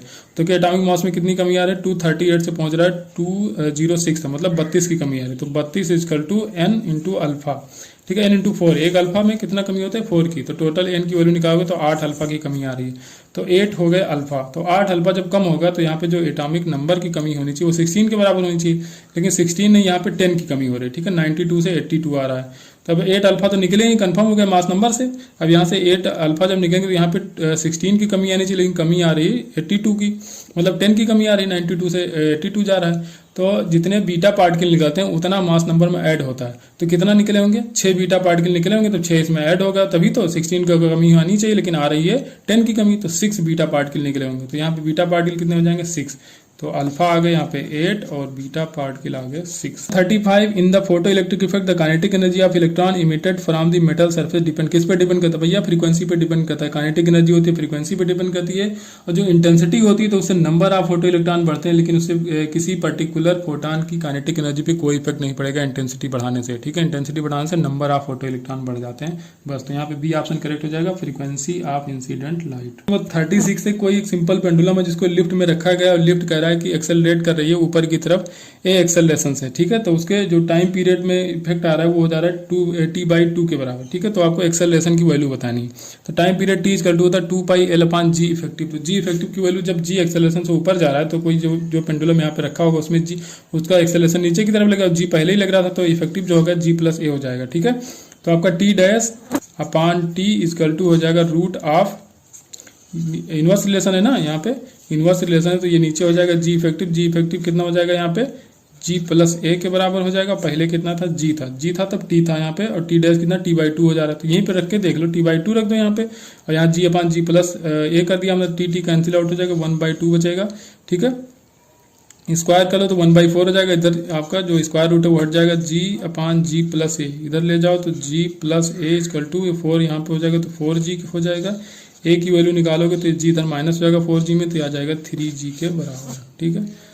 बहुत हल्के क्वेश्चन है, बहुत ही हल्के क्वेश्चन है, बस ऐसे क्वेश्चन आ गए तो समझ लो बल्ले बल्ले। नंबर 37 कहा गया the difference in the variation of the resistance with the temperature in a metal and semiconductor arises essentially due to. Difference in कह रहा है कि जो टेम्परेचर का वेरिएशन होता है मेटल में और सेमीकंडक्टर में वो क्यों होता है, किस वजह से होता है। क्योंकि मेटल में अगर टेम्परेचर बढ़ाओगे तो रेजिस्टेंस बढ़ता है, जबकि वही चीज़ सेमीकंडक्टर में करोगे अगर टेम्परेचर बढ़ाओगे तो उसका रेजिस्टेंस कम होता है। तो देखिए इसमें variation of the number of charge carrier with the temperature होता है, ठीक है। चार्ज कैरियर जो होते हैं उसमें वेरिएशन होता है, इस वजह से वेरिएशन आती है, ठीक है। जो भी ये डिफरेंस आता है, जो भी वेरिएशन आता है इसके रेजिस्टेंस के चेंज में मेटल और उसमें सेमीकंडक्टर में, तो वो किसकी वजह से आता है, variation of the number of charges carrier with the temperature, ठीक है। टेम्परेचर के साथ नंबर ऑफ जो चार्ज कैरियर होते हैं उनमें वेरिएशन आता है, इस वजह से इनका वेरिएशन दिखता है आपको। तो नंबर 38 दिया गया, a photon of light enter a block of glass after travelling through vacuum the energy of the photon on entering the glass block, ठीक है। एनर्जी में कोई इफेक्ट नहीं पड़ेगा, क्योंकि देखिए मीडियम चेंज होने पे आपका जो भी फ्रीक्वेंसी होती है तो फ्रीक्वेंसी सोर्स की प्रॉपर्टी होती है, जिस सोर्स से वो निकला हुआ होगा, ठीक है, वो फोटॉन, तो उस सोर्स की फ्रीक्वेंसी पे उसकी एनर्जी डिपेंड करेगी। तो भाई सोर्स तो चेंज हो नहीं रहा है, तो जब सोर्स चेंज होगा तो फ्रीक्वेंसी भी चेंज होगा, फ्रीक्वेंसी चेंज नहीं होगी तो उसकी काइनेटिक एनर्जी सेम वैसी रहेगी जैसी पहली रही होगी। तो ऑप्शन डी यहाँ पे दिया गया है, stage the same because the frequency of the radiation does not change. Question number 39 ये कॉमन इमीटर का क्वेश्चन है। कॉमन इमीटर बहुत बार आया हुआ है, बहुत इंपॉर्टेंट है नीट के लिए, ठीक है। यहाँ पे बीटा मतलब करंट गेन दिया गया है 60, आर नॉट जो आउटपुट रेजिस्टेंस है वो दिया गया है, लोड रेजिस्टेंस 5000 ओम और इनपुट रेजिस्टेंस, ठीक है, वो दिया गया है 500 ओम के बराबर। तो वोल्टेज गेन पूछा गया, ठीक है, वोल्टेज एम्पलीफिकेशन या वोल्टेज गेन कह लो, वही पूछा गया है। तो देखिए करंट इलेक्ट्रिसिटी के थ्रू देखा है तो V इक्वल टू IR होता है, ठीक है, V इक्वल टू IR। तो V इक्वल टू I, तो I की जगह यहाँ पे रखेंगे करंट गेन, तो करंट गेन की जगह बीटा और R की जगह R0/R in ये रखना होता है, ठीक है। ये जब मैंने पढ़ाया था तो बहुत अच्छा वहाँ पे बताया था सब कुछ। तो बीटा की वैल्यू रखो 60, R0 की वैल्यू दिया गया है 5000, R in की वैल्यू दिया गया है 500 दिया गया है, ठीक है। 0 0 0 कैंसिल करो, 5 से 50 को 10 टाइम्स जाएगा तो ये 6 × 10 ये हो जाएगा 600 के बराबर। तो वोल्टेज एम्पलीफिकेशन जो आएगा वो 600 आएगा। 40 यहाँ पे कोई ऑब्जेक्ट रखा गया है, ठीक है, एसिमेट्रिकली रखा गया है between the two plane mirror. दो प्लेन मिरर हैं जो आपस में 72 डिग्री पे रखे गए हैं, लेकिन जो ऑब्जेक्ट रखा गया तो एसिमेट्रिकली रखा गया है, ठीक है। एक कंडीशन होती है जो सिमेट्रिकल रखा जाए उनके बाइसेक्टर पे रखा जाए, तो वहां पे नहीं रखा गया, यहाँ पे एसिमेट्रिकली रखा गया है। तो नंबर ऑफ इमेज पूछा आपसे, तो नंबर ऑफ इमेज निकालने के हम क्या करेंगे, एन की वैल्यू निकालने के लिए हम करते हैं 360 जो एंगल उनके बीच होता है वो 72 करेंगे, तो यहाँ से आ जाएगा 5 के बराबर, ठीक है। तो अब एन की वैल्यू 5 आ गई। अब देखिए अगर ये बाइसेक्टर पे रखा होता है, ठीक है, अब ये 8 नंबर है, 8 अब इनका चांस होता है, ठीक है, तो ये 8 नंबर आ रहा है। अब यहाँ पे ये सिमेट्रिकल एक्सिस पे नहीं रखा हुआ है, ठीक है, एसिमेट्रिकल पे रखा गया इसलिए डायरेक्ट 5 ही हो जाएगा। नंबर आपको 41 दिया गया है। यहाँ पे कोई प्रिज्म है जिसका रिफ्रैक्टिव इंडेक्स 1.732 है। Angle of minimum deviation is equal to angle of prism, ठीक है, एंगल ऑफ मिनिमम डेविएशन जो एंगल ऑफ प्रिज्म ए के बराबर है, तो कह रहा है then the angle of prism, वही एंगल ऑफ प्रिज्म ही बताना है। एंगल ऑफ प्रिज्म किसके बराबर है, मिनिमम डेविएशन के बराबर है। तो म्यू इक्वल टू आपने पढ़ा था फार्मूला साइन डेल्टा मिन plus a/2 upon sine a/2, ठीक है। म्यू की वैल्यू आपको दी गई 1.73, √3 की वैल्यू है, ठीक है। तो √3 यहाँ पे लिख देंगे हम। यहाँ पे क्या करेंगे साइन, अब यहाँ पे क्या है minimum deviation angle of prism के बराबर है, तो यहाँ पे a मान लो, तो a + a 2a, 2a/2, तो ये हो जाएगा a, तो sign a upon sine a/2, ठीक है। साइन a को हम क्या लिख सकते हैं, 2 साइन a/2 कॉस a/2 लिख सकते हैं, ठीक है। नीचे क्या है साइन a/2 है, तो a/2 हो जाएगा cancel, sign a/2 cancel out हो जाएगा। इधर क्या बचा 2 cos a/2 बचा, और यहाँ पे क्या बचा √3 बचा, तो √3 को आप लिख सकते हो cos 30, cos 30 लिख सकते हो कि नहीं भाई, बिल्कुल लिख सकते हो। cos 30 की वैल्यू होती है, यहाँ पे 2 है, 2 नीचे लाओगे ना, ठीक है, √3/2 करोगे तब cos 30 के बराबर होगा, ठीक है। सॉरी ये थोड़ी सी गलती हो गई, √3 और ये इधर 2 था तो 2 को नीचे ले आओगे, ठीक है, तो ये √3/2 हो जाएगा। इसको लिख सकते हो आप cos 30, ये किसके बराबर हो जाएगा, cos a/2 के बराबर हो जाएगा, ठीक है। cos cos दोनों तरफ हट जाएगा, a/2 = 30 तो a आ जाएगा 60 डिग्री। तो जो भी आपका एंगल ऑफ रेज निकल के आ जाएगा वो आ जाएगा 60 डिग्री के बराबर। नंबर 42 एक नैरो स्लिट दिया गया जिसकी विड्थ है 1 मिलीमीटर के बराबर, ठीक है। एक मोनोक्रोमेटिक लाइट इस पर डाली जा रही है 60 नैनोमीटर की। Distance between the first minima on either side, ठीक है, आइदर साइड के फर्स्ट मिनिमा के बीच की डिस्टेंस आपको बतानी है। स्क्रीन और जो स्लिट है आपकी उसके बीच की डिस्टेंस आपको 2 मीटर दिया गया है, ठीक है। अब देखिए यहाँ पे कोई बनता है सेंट्रल मैक्सिमा, यहाँ भी मिनिमा बनेगा, यहाँ भी मिनिमा बनेगा, ठीक है। तो इनके बीच की डिस्टेंस मतलब ये सेंट्रल मैक्सिमा की विड्थ आपको बतानी है। तो सेंट्रल मैक्सिमा की जो भी विड्थ होती है बीटा = होता है 2 लैम्डा d/d, ठीक है। ये हम पढ़ा चुके हैं, जब सिंगल स्लिट के थ्रू डिफ्रैक्शन पढ़ाया था तो वहाँ पे बताया था आपको। तो बस आपको यही करना है। तो बीटा = इनके बीच की डिस्टेंस मतलब सेंट्रल मैक्सिमा की वैल्यू बता दो, तो ये दोनों के मिनिमा के बीच की डिस्टेंस आ गई। बस थोड़ा सा लैंग्वेज में चेंज किया है इसके, ठीक है। आपसे पूछा है कि दो मिनिमा के बीच की डिस्टेंस, लेकिन इनडायरेक्टली ये पूछा है कि इस सेंट्रल मैक्सिमा की विड्थ क्या होगी, ठीक है। तो यहाँ पे 2 लैम्डा की वैल्यू दिया है 60 नैनोमीटर, 60 × 10⁻⁹, और डी की वैल्यू दिया हुआ है 2 मीटर अपॉन स्मॉल डी जो विद है आपका स्लिट की वो दिया 1 मिलीमीटर, 1 × 10⁻⁻3, ठीक है। तो जब इसको सॉल्व करोगे तो आ जाएगा 0.24 मिलीमीटर में ऑप्शन, लेकिन अब ऑप्शन में आपको दिया गया 2.4 लेकिन आएगा 0.24 मिलीमीटर, ठीक है। तो थोड़ा कंफ्यूज मत होना, ये ऑप्शन इसमें गलत दिया, आप सॉल्व करके देख लेना एक बार। मुझे तो लगता है ये सीधे सीधे गलत है, एक बार आप जरूर सॉल्व करना इसको। नंबर 43 यहाँ पे दिया गया है, मेलस लॉ इसमें लगाना है। ये कोई अनपोलराइज लाइट डाली जा रही है, ठीक है। आई जिसकी इंटेंसिटी है, आई इंटेंसिटी की लाइट अनपोलराइज है, इसको डाली जा रही है पोलराइजर ए पे। तो पहले एक पोलराइजर ए था और बी थी, तो अनपोलराइज लाइट यहाँ से डाली जा रही, तो बी पे जो निकल के आती थी वो I/2 के बराबर निकल के आती थी। तो I/2 बीच में कुछ नहीं रखा था पहले कंडीशन में। तो देखिए जब अनपोलराइज लाइट डाली जाती है तो पहले पोलराइजर से जब पास होगी तो वो I/2 के बराबर हो जाती है, ठीक है। अनपोलराइज लाइट जब किसी पोलराइजर के थ्रू डाली जाती है तो वो क्या हो जाती है, I/2 हो जाती है, इधर निकलेगी I/2, और ये I/2 बी से सीधा I/2 निकल गया। इसका मतलब I' = I0 cos square theta जब लगाओगे यहाँ पे तो ये सीधा हो जाएगा कि पैरेलल में, मतलब कि 0 डिग्री पे रखा हुआ ये ए और बी कैसे रखे हुए हैं, 0 डिग्री पे रखे हुए हैं, क्योंकि cos 0 की वैल्यू 1 हो जाएगी। तो जो यहाँ से निकली वही यहाँ बाहर निकल आई, तो ये दिया गया क्वेश्चन में, ठीक है। तो पहले कंडीशन में तो ये हो गया। बाद में कहा गया कि एक दूसरा पोलराइजर आइडेंटिकल है सी, उसको बीच में इनके रख दिया गया। तो जब इसको रख दिया गया तो यहाँ पे जो आपकी इंटेंसिटी आ रही है वो I/8 निकल के आ रही है। तो ये कितने एंगल पे रखा गया वो आपको बताना है, ठीक है।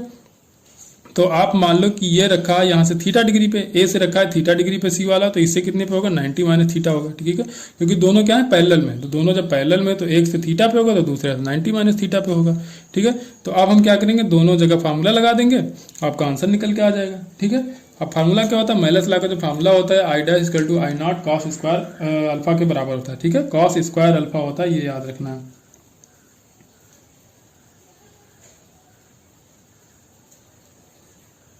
तो अब देखिए अब यहाँ पे जो इंटेंसिटी निकल के आएगी सी से बाहर, ठीक है। तो हम मान ले रहे हैं कि I' होगा, तो I' = क्या हो जाएगा यहाँ पे I/2 cos स्क्वायर थीटा, क्योंकि ये थीटा कितना है, ये इसके बीच एंगल कितना है, थीटा डिग्री है। तो ये करोगे आप I/2 cos स्क्वायर थीटा, और जब यहाँ से निकलेगी तो यहाँ फिर लगाओगे वही, ठीक है। यहाँ से जो निकलेगी तो यहाँ पे जो I' निकल के आए, तो जब इससे निकलेगी I" से, ठीक है, ये I' हो गया। I" = लिखोगे I' cos स्क्वायर, यहाँ पे क्या रखोगे थीटा 90 - थीटा, ये थीटा पे था तो दूसरा वाला 90 - थीटा पे हो जाएगा, तो ये रखोगे आप 90 - थीटा, स्क्वायर लगा रहेगा, ठीक है। I' की वैल्यू रख लो, तो I' की वैल्यू है I/2 cos स्क्वायर थीटा, ठीक है। I/2 cos स्क्वायर थीटा, यहाँ पे रखो cos स्क्वायर थीटा, ये हो गया I' की जगह। अब ये cos स्क्वायर 90 - थीटा, तो इसको लिख सकते हो आप साइन स्क्वायर थीटा, ठीक है, साइन स्क्वायर थीटा रख सकते हो इसको, ठीक है। अब आप क्या करोगे इसमें जो भी, अब यहाँ पे देखिए cos square theta sine square theta है, तो अगर हम इसको 4 से मल्टीप्लाई कराएं, 4 से डिवाइड करा दें, तो ये जो cos square theta sine square theta × 4 है, तो इसको हम लिख सकते हैं साइन स्क्वायर 2 थीटा के बराबर, ठीक है। तो ये हो जाएगा आपका I/2, और यहाँ पे by4 पहले से है, ठीक है, 1/4, क्योंकि 4 से मल्टीप्लाई और डिवाइड दोनों कराया था। ये क्या हो जाएगा, साइन स्क्वायर 2 थीटा के बराबर हो जाएगा, ठीक है। अब क्या कहा गया है कि ये निकल, अब जो इंटेंसिटी निकल के आई है आई डबल डैश, वो कितना है, क्वेश्चन में दिया गया कि I/8 है। क्वेश्चन पढ़ जरूर लेना आप लोग, I/8 है। तो देखिए अब इधर क्या आ गया, I/8 इधर भी आ गया और इधर भी I/8 आ गया, ठीक है। तो अब हम क्या करेंगे, I/8 कैंसिल आउट हो जाएगा, ठीक है। यहाँ से I से I गया, 2 4 जा 8 और 8, तो यहाँ बचा 1। तो 1 किसकी वैल्यू होती है, साइन में 90 की वैल्यू होती है, तो ये हो जाएगी इधर साइन 90, तो इधर क्या हो जाएगा, साइन स्क्वायर 2 थीटा, ठीक है। तो यहाँ इसकी वैल्यू 1 आई थी, ठीक है। स्क्वायर हटाओगे तभी 1 ही आएगा ना, स्क्वायर का 1 करो या 1 का स्क्वायर करो या कुछ भी करो तो 1 ही रहेगा, ठीक है। तो ये हो जाएगा 2 थीटा इजकल टू 90, तो 2 थीटा इजकल टू क्या आ जाएगा, यहाँ पे 90 डिग्री आ जाएगा, थीटा इजकल टू आ जाएगा 45 डिग्री। तो जो दूसरा वाला रखा होगा वो कितने एंगल पे रखा होगा, 45 डिग्री। तो दोनों से 45 पे होगा, क्योंकि थीटा की वैल्यू आई 45, तो ये होगा 45, तो 90 माइनस थीटा करोगे तो ये भी हो जाएगा 45। एंगल पूछा गया था आपका ए और सी के बीच में, तो यही थीटा ही पूछा गया था, तो सीधा 45 ही रखोगे, ठीक है। ये समझ लेना, पहले हम क्या करेंगे, यहाँ 1 आया था तो पहले स्क्वायर हटा लो, तब भी 1 ही बचेगा। ये नहीं कि बाद में सोच रहे हो कि यहाँ साइन स्क्वायर से साइन कैसे हट जाएगा। क्वेश्चन नंबर 44 है, in a PN junction diode change in the temperature due to heating, ठीक है। देखिए इसमें ओवरऑल चेंज होता है, ठीक है, ओवरऑल चेंज होता है, इसमें कोई शक नहीं है। ये क्वेश्चन शायद 19 में 18 में पूछा गया, एग्जैक्टली हमको याद नहीं है, लेकिन ये क्वेश्चन आया हुआ अभी रिसेंटली पूछा गया था कि क्या होगा इसमें। पहला ऑप्शन दिया गया does not affect the resistance, नहीं है, रेजिस्टेंस को तो अफेक्ट करेगा ही, क्योंकि जितने भी होल जनरेट होते हैं उतने ही इलेक्ट्रॉन जनरेट होते हैं, ठीक है। तो number of hole electron pair ये दोनों सेम जो भी जनरेट होते हैं, तो जब टेम्परेचर हम लोग बढ़ाते हैं तो सेम रहता है इनका रेशियो, तो इसलिए जो भी चेंज होगा तो बराबर चेंज होगा, सब में चेंज होगा। तो इसका मतलब फॉरवर्ड रेजिस्टेंस भी चेंज होगा और बैकवर्ड रेजिस्टेंस या रिवर्स रेजिस्टेंस भी चेंज होगा। तो इसमें इसको हम सीधे बोल सकते हैं कि affect the overall VI characteristic of PN junction, ठीक है। पीएन जंक्शन ये वीआई कैरेक्टरिस्टिक क्या होता है, इसका पूरा ग्राफ मैंने बताया था जब पढ़ाया था, ठीक है। तो अभी इसको याद रखो, ये तो ऐसे ही आएगा, ऐसे रिपीट हुआ था ऐसे ही आएगा, जब भी आएगा तो ऐसे ही आएगा। तो याद करो कि जब भी इसका टेम्परेचर बढ़ाया जाएगा तो ओवरऑल वीआई कैरेक्टरिस्टिक जो होगा उसमें चेंज आ जाएगा। लास्ट क्वेश्चन है, बड़ा क्वेश्चन है, थोड़ा सा कैलकुलेशन इसमें ज़्यादा है। कहा गया था centre of the mass of the 3 particle, अब मास दिया गया तीनों का 1 kg 2 kg और 3 kg, ठीक है। इनका सेंटर ऑफ मास का जो पॉइंट बताया गया 2,2,2 बताया गया, ठीक है। तो कह रहा है the position of the 4th मास, कोई चौथा मास रखा जा रहा है 4 kg का, to be place in the system as that the new centre of mass is 0 0 0। कह रहा है अगर 4 किलोग्राम का कोई मास हो तो उसको कहाँ रख दिया जाए कि जब अब जो निकल गया है इसका सेंटर ऑफ मास वो 0,0,0 हो जाए, ठीक है। तो आपको पहले क्या दिया गया है, XCM YCM और ZCM दिया गया है 2 2 2, ठीक है। मास तीनों दिया गया, तो चौथा मास दिया गया है 4 kg के बराबर, ठीक है। चौथा दिया गया 4 kg के बराबर। कहा गया इसको कहाँ रख दिया जाए कि इसका जो XCM YCM और ZCM बाद में निकल के आए वो 0,0,0 के बराबर हो जाए, ठीक है। तो ये आपको यहाँ पे देखना है।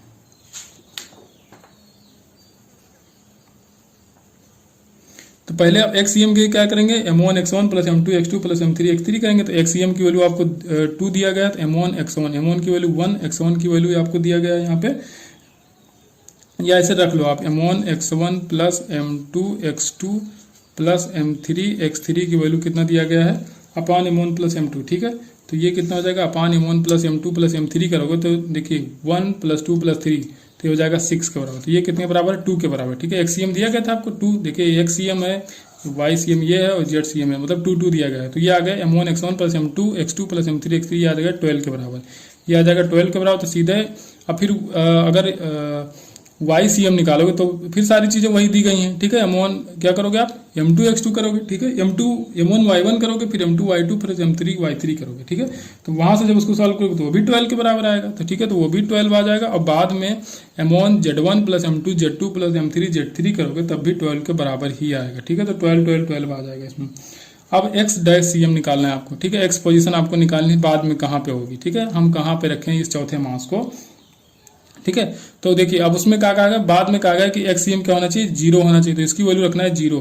तो अब 4 मास हैं तो 4 रखोगे, कैसे रखोगे, M1 X1 plus M2 X2 plus M3 X3 plus M4 X4 भी करोगे और अपान M1 plus M2 plus M3 plus M4 करोगे, ठीक है। तो ऊपर देखिए M1 plus X1 M2 X2 M3 X3 की वैल्यू आपको दे दी गई है, कितनी दी गई, वो 12 के बराबर है। तो ये रखोगे आप 12 प्लस M4 X4 करोगे, तो M4 की वैल्यू है 4 और X4 हमको नहीं पता, ये हमको निकालना है। अपान पूरा करोगे M1 स्वान जो भी रहेगा, तो ये कहाँ जाएगा, 0 पे, XCM हो जाएगा 0 पे, तो जो भी टर्म आ रहा है ये 0 हो जाएगा। तो यहाँ क्या हो जाएगा 12 प्लस 4, ये क्या है X4, इजकल टू 0, 12 इधर जाए तो -12 हो जाएगा, ठीक है। -12 तो x4 की वैल्यू जो आएगी वो जाएगी -12/4, इसका मतलब -3।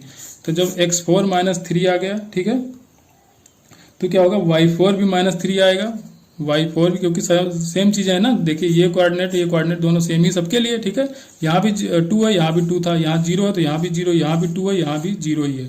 तो जो y4 निकल के आएगा वो भी -3 आएगा, और जो z4 निकल के आएगा वो भी -3। अगर चाहो तो आप सॉल्व कर लेना, ये तीनों वैल्यूज यही आएंगी। तो बाद में जो पोजीशन आएगी m4 की, ठीक है, m4 जो 4 kg के बराबर है, उसकी पोजीशन आएगी -3, -3, थोड़ा सा बड़ा क्वेश्चन था, बस कुछ नहीं इसमें। पहले एक बार क्या करना है, सेंटर ऑफ मास 2 के बराबर कर लेना है, बाद में सेंटर ऑफ मास 0 पे रखना है। जब इसका m4 भी ऐड कर दिया जाएगा तो वहां से पोजीशन आपकी निकलेगी -3, एक बार जरूर इसको सॉल्व कर लीजिए, खुद तो समझ में आ जाएगा। ये हो गया आपका पेपर नंबर 27। तो लगातार हम लोग अच्छा चल रहा है, मेरे हिसाब से तो अच्छा ही चल रहा है, और आप लोग के फीडबैक आ रहा है, बहुत अच्छा लग रहा है। तो आप लोग ऐसे ही कमेंट करते रहिए, हमारा साथ दीजिए, बाकी हम तो आपके साथ ही हैं, लास्ट तक रहेंगे। चलिए मिलते हैं नेक्स्ट वीडियो में, अभी के लिए इतना ही। Thank you.